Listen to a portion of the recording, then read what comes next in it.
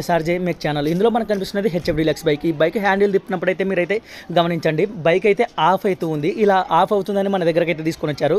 ఇక్కడ నేను వైరింగ్ని చేత్తో టచ్ చేస్తూ ఉంటే కూడా మనకి ఆ న్యూట్రల్ లైట్ అనేది ఆన్ అవుతూ ఆఫ్ అవుతూ ఉంది. ఇలా ఎందుకు జరుగుతూ ఉందంటే లోపల వచ్చేసి మనకి వైర్ అయితే కట్ అయి ఉంటుంది. మెయిన్ పవర్ ఏదైతే జనరేటర్ చేస్తుందో ఆ వైర్ అయితే కట్ అయి ఉంటుంది.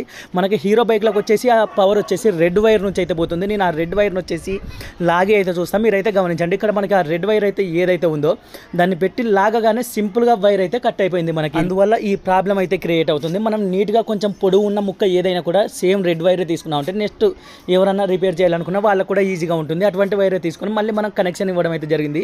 అలా మనం అక్కడ కట్ చేసిన తర్వాత మళ్ళీ నీట్గా ప్లాస్టర్ అయితే వేయాలి. ఎప్పుడైనా సర్వీసింగ్ చేసినప్పుడు లోపలికి వాటర్ వెళ్ళి మళ్ళీ ఒక వైర్కి బదులు ఇంకా 4-5 వైర్లు కట్ అయ్యే అవకాశం ఉంటుంది. కాబట్టి నీట్గా ప్లాస్టర్ వేసి రెడీ అయితే చేయాలి. మొత్తం రెడీ చేసిన తర్వాత ఎటువంటి ప్రాబ్లం అయితే లేదు. మొత్తం ఫిట్టింగ్ చేసి 20 రూపీస్ అయితే ఫిట్టింగ్ ఛార్జెస్ తీసుకోవడం జరిగింది ఫ్రెండ్స్.